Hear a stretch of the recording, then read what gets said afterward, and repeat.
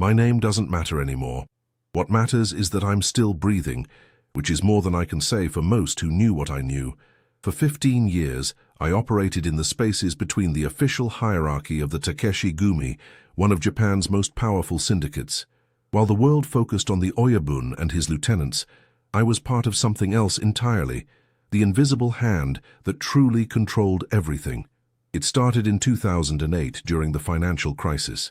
I was 23, fresh out of university with a business degree that felt worthless in the collapsing economy. My father had died the year before, leaving behind debts to people you don't want to owe money to. Street-level Yakuza were circling my mother's small restaurant in Shibuya like vultures. That's when Kimura-san approached me. He was unremarkable, average height, slightly graying hair, the kind of man you'd forget 5 minutes after meeting him. But his eyes, they saw everything.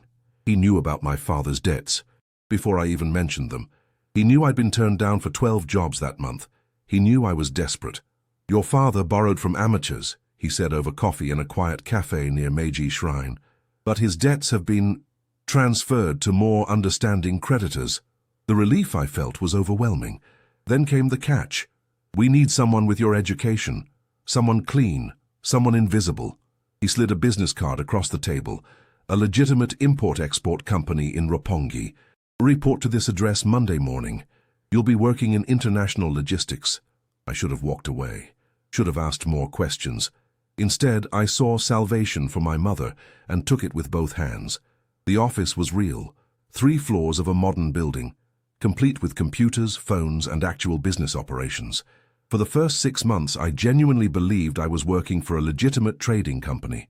I processed shipping manifests, coordinated container movements through Tokyo Port, managed client communications across Southeast Asia. It wasn't until I noticed the patterns that I realized the truth. Certain containers never had their contents inspected. Specific shipping routes were always approved without question. Client codes that didn't match any database I could access. Late-night meetings in conference rooms that I was specifically excluded from. The moment of clarity came when I was working late one evening, trying to resolve a shipping discrepancy from Bangkok. I overheard Kimura-san on a phone call in the next office. "The sole shipment arrives Thursday. Make sure the dock workers are on rotation 3. Yes, the usual arrangements with customs. Tell Watanabe Oyabun the monthly tribute will be ready by Friday." Watanabe Oyabun. The name every person in Tokyo knew but never spoke aloud. The head of the most powerful crime family in Japan. I realized I wasn't working for a logistics company. I was working for the infrastructure that kept the Yakuza invisible. The legitimate face that masked the flow of money, drugs, and influence that powered their operations. That night, I went home to my small apartment in Shinjuku and stared at the ceiling until dawn. I could quit, walk away. But my mother's restaurant was thriving now, the debts forgotten. I had money in my bank account for the first time in my adult life, and somewhere in my gut, I knew that walking away wasn't really an option. The next morning, Kimura-san called me into his office. "You're observant, Tanaka-kun," he said, using my surname with the casual familiarity that felt like a trap. "That's good. We need observant people." He explained that I was being promoted to special projects, managing communications between different factions within the organization, coordinating meetings that never officially happened, maintaining the digital infrastructure that kept their operations invisible to law enforcement. "Think of yourself as a conductor," he said. "The musicians make the music, but without you, there's only noise." The salary increase was substantial. The new office was in a gleaming high-rise in Ginza. My business card said senior consultant for a company that existed in government databases and tax records, but had no visible headquarters. I was 24 years old, and I had just become a ghost in the machine of organized crime in Japan. The first rule they taught me was simple: never meet the same person twice, in the same location. The second rule was more complex. Everything has 3 layers: what it appears to be, what it's meant to hide, and what it actually accomplishes. My new role required me to understand the true structure of the Takeshi Gumi, which bore no resemblance to the organizational charts that law enforcement agencies drew on their whiteboards. Watanabe Oyabun was indeed the head of the family, but he was more like a constitutional monarch than an operational leader. The real decisions, were made by a council of 5 men who met monthly in rotating locations across Tokyo, sometimes a private dining room in Ginza, sometimes a hot spring resort in Hakone, sometimes the VIP floor of a pachinko parlor in Akasaka. These weren't the muscle-bound enforcers with full-body tattoos that movies portrayed. They were men in their 50s and 60s who looked like insurance executives or bank managers. They spoke in careful euphemisms and made decisions that affected thousands of lives with the same casual precision they might use to order lunch. My job was to be their invisible messenger. I created secure communication channels through encrypted messaging apps buried inside legitimate business software. I scheduled meetings using coded language that referenced everything from baseball games to tea ceremony schedules. I managed the flow of information between cells, ensuring that each group knew only what they needed to know and nothing more. The beauty of the system was its mundane appearance. I spent my days in coffee shops across Tokyo, typing on a laptop like any other salaryman. But I was coordinating drug shipments from Myanmar, managing tribute collections from smaller gangs, and scheduling conflict resolution meetings between rival factions. My cover identity became more sophisticated. I had business cards for 3 different consulting companies, maintained active social media profiles, even dated a woman who worked for NHK television, and genuinely believed I was a boring logistics consultant, but at night I was orchestrating a shadow economy worth billions of yen. The most disturbing part wasn't the violence, though there was plenty of that. It was the sophistication. These weren't street thugs running protection rackets.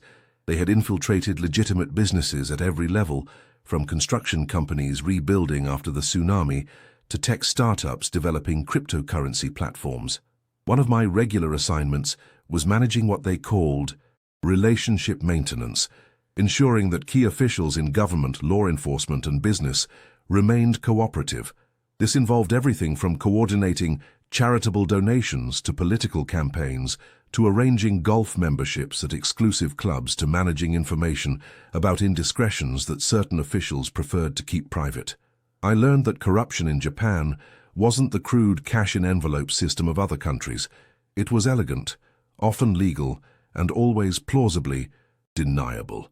A construction contract awarded to a company that happened to employ the police commissioner's brother-in-law, a journalist's son receiving a scholarship funded by a foundation that traced back to Yakuza interests. A prosecutor finding technical legal issues, with evidence just before a major case went to trial. The deeper I went, the more I realized that the Takeshi-gumi wasn't operating alongside Japan's legitimate institutions. They were woven into the fabric of those institutions, like threads in silk. But the most chilling discovery came in my 3rd year, when I was tasked with coordinating a leadership transition in one of their subsidiary organizations. I was reviewing personnel files when I noticed something that made my blood freeze. Several key positions in law enforcement agencies, including the Tokyo Metropolitan Police, were held by men whose career progressions exactly matched the organizational needs of the Takeshi-gumi. Promotions that coincided with major cases being dropped. Transfers that moved investigative officers away from sensitive cases just before breakthroughs. They hadn't just corrupted the system, they had helped design it. That night, I sat in my apartment with a bottle of whiskey and a growing sense of horror at what I'd become part of. I wasn't just facilitating crime, I was helping to maintain a parallel government that operated with impunity because it had carefully positioned its people at every level of the legitimate one. I thought about my mother, now comfortably retired, who thought her successful son worked in international business consulting. I thought about the girlfriend who admired my work ethic when I cancelled dates for emergency meetings. I thought about the university classmates who envied my apparent success, and I thought about the anonymous text message I'd received that morning. Your contributions have not gone unnoticed. Expanded responsibilities await. Kimura-san was promoting me again, but now I understood that each promotion was also a deeper trap. The more I knew, the more valuable I became. The more valuable I became, the more impossible it was to leave. I was 27 years old, earning more money than most executives, and I was completely owned by people whose names I still didn't know. By my 5th year in the organization, I had become what Kimura-san called a systems architect, someone who could see the entire machine and optimize its operations. But with that comprehensive view came a terrible understanding of exactly how expendable every individual piece was, including myself. The work had evolved from simple coordination to active intelligence gathering. I wasn't just managing communications anymore. I was analyzing threats, identifying opportunities, and occasionally recommending solutions to problems that had become inconvenient to the organization. The most disturbing assignment came in late 2013, when a series of investigative articles in a major newspaper had begun connecting financial irregularities in several construction projects to companies with suspected Yakuza ties.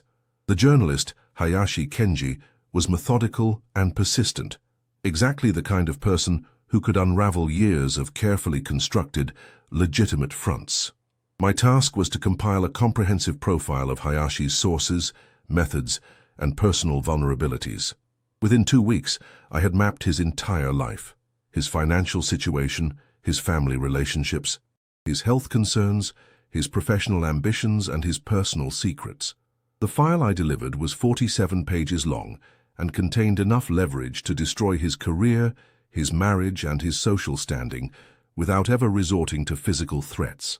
I told myself I was just gathering information, not making decisions about how it would be used. 2 months later, Hayashi's investigation was quietly dropped. His newspaper cited insufficient evidence and editorial priorities. Hayashi was transferred to the sports desk and never wrote another investigative piece. I never asked what specific pressure had been applied, but I knew my file had provided the roadmap. That was when I started keeping my own insurance files. I began systematically documenting everything I had access to: meeting locations, participant identities, financial flows, operational details, law enforcement contacts, political connections. I stored encrypted copies in multiple locations: safety deposit boxes, cloud storage accounts registered under false names, with friends who had no idea what they were holding.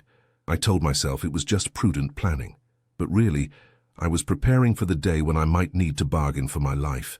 That day came sooner than I expected. In 2014, a territorial dispute with a rival organization escalated beyond the usual carefully managed boundaries. The Seoul-based Jung crime family had begun encroaching on Takeshi Gumi operations in Yokohama, and diplomatic solutions had failed. The council decided that a decisive response was necessary. They assigned me to coordinate what they euphemistically called a business restructuring. I spent 3 months planning an operation that would simultaneously eliminate 4 key Jung family lieutenants, seize control of their primary smuggling operations through Tokyo port, and frame the violence as an internal power struggle within the Jung organization. It required coordination with corrupt port officials, bribed customs agents, compromised police investigators, and specialized contractors who handled the physical aspects of the operation. The plan was executed flawlessly. 4 men died in what appeared to be unrelated incidents across 2 countries. The Jung family's operations in Japan collapsed. The territorial dispute ended with the Takeshi Gumi in complete control of the shipping routes they had been fighting over. I had orchestrated 4 murders from behind a computer screen in a Starbucks in Shibuya. The success earned me recognition from the highest levels of the organization. For the first time, I was invited to meet directly with one of the council members, a soft-spoken man in his 60s who ran a chain of legitimate restaurants across Tokyo and spoke like a university professor. "Your strategic thinking is exceptional, Tanaka-kun," he said over an elaborate kaiseki dinner in a private room overlooking Tokyo Bay. "We're considering you for operational leadership. Full integration into the family structure." It was the offer I had been unconsciously working toward for 6 years: complete protection, unlimited resources, and a position of genuine authority within the organization. It was also a lifetime sentence. "I'm honored by your confidence," I replied carefully, "but I believe my skills are best utilized in my current capacity." His smile didn't change, but something shifted in his eyes. "Of course, your current contributions are indeed valuable, but loyal. Service should be rewarded with advancement, don't you think?" I realized that refusing promotion wasn't really an option. In their world, standing still was moving backward, and moving backward was dangerous. "Perhaps we could discuss expanded responsibilities within my current role," I suggested. We talked for another hour about enhanced integration and deeper operational involvement. The language was polite and indirect, but the message was clear. They wanted me fully committed, completely compromised, with no possibility of return to the legitimate world. That night I walked through the empty streets of Ginza until dawn, trying to figure out how to extract myself from a situation that had become impossible. I was 30 years old, wealthy by any reasonable measure, and trapped in a cage of my own construction. 3 days later, I received a message that changed everything. Emergency protocols activated. Prepare for immediate transition. Destroy all current documentation. New identity and location assignments follow. K. Something had gone wrong at the highest levels of the organization, and they were scattering their most valuable assets to protect them from whatever storm was coming. I had 6 hours to disappear my entire life and become someone else. The emergency protocols had been triggered by something I never saw coming: betrayal from within the family's inner circle. Watanabe Oyabun, the ceremonial head who I had assumed was merely a figurehead, had been conducting secret negotiations with law enforcement for over a year. He was preparing to provide evidence against the operational leadership in exchange for immunity and protection, but his plan had been discovered by the council, and they had decided to eliminate both him and anyone who might have been compromised by his cooperation. That included me. Kimura-san's final message contained new identity documents, a substantial cash payment, and instructions to relocate to Sapporo immediately, but it also contained something else, a coded warning that my extraction was temporary. Once the immediate crisis passed, I would be considered a loose end that needed to be resolved. 6 years of insurance files suddenly became my only hope for survival. Instead of following my relocation instructions, I made a decision that I knew would either save my life or end it quickly. I walked into the U.S. Embassy in Tokyo and requested protection in exchange for information. Initial debriefing took 18 hours. I provided details about financial networks, corruption schemes, international smuggling operations, and the identities of dozens of law enforcement officials who had been compromised. But the most valuable information was the documentation I had compiled over the years, proof of specific crimes that could be prosecuted in multiple jurisdictions. The Americans were interested, but they weren't the only ones who wanted what I knew. Within 48 hours of my defection, I was in protective custody, while prosecutors in the US, Japan, and South Korea negotiated over jurisdiction and cooperation agreements. Meanwhile, the Takeshi Gumi was systematically eliminating everyone connected to their intelligence operations. Kimura-san died in what police classified as a robbery gone wrong. 3 other coordinators I had worked with disappeared completely. My former office building suffered a mysterious fire that destroyed all records and computer equipment. They were erasing the entire network I had helped create. The most surreal part of the process was watching the public dismantlement of the organization I had served for so long. Newspaper headlines announced the arrests of dozens of Yakuza members, the seizure of assets worth hundreds of millions of dollars, and the exposure of corruption in City Hall, the police department, and the Port Authority. But I knew they were only seeing the surface. The real power structure I had helped maintain, the deep integration of criminal organizations with legitimate institutions, was too sophisticated to be dismantled by a single investigation. The men I had taken orders from for 6 years simply activated backup systems and alternative networks. New front companies replaced the ones that had been exposed. Different officials took over the functions that had been disrupted. The machine I had helped build continued operating with only minor modifications. After 8 months of debriefings, testimony preparation, and security relocations, I was offered a choice: enter witness protection with a new identity in the United States, or accept a reduced sentence in a Japanese prison where my life expectancy would be measured in weeks. I chose America. They gave me a name that doesn't matter in a city I can't mention, with a job that pays enough to live but not enough to attract attention. I've been here for 7 years now, and I still check the mirrors when I walk down the street. I still pay for everything in cash. I still dream about conference rooms in Tokyo where men made decisions that destroyed lives with the casual precision of accountants balancing ledgers. Sometimes I wonder if my testimony actually accomplished anything meaningful, or if I just exchanged one form of imprisonment for another. The prosecutors assured me that my information helped convict dozens of criminals and expose corruption at multiple levels of government.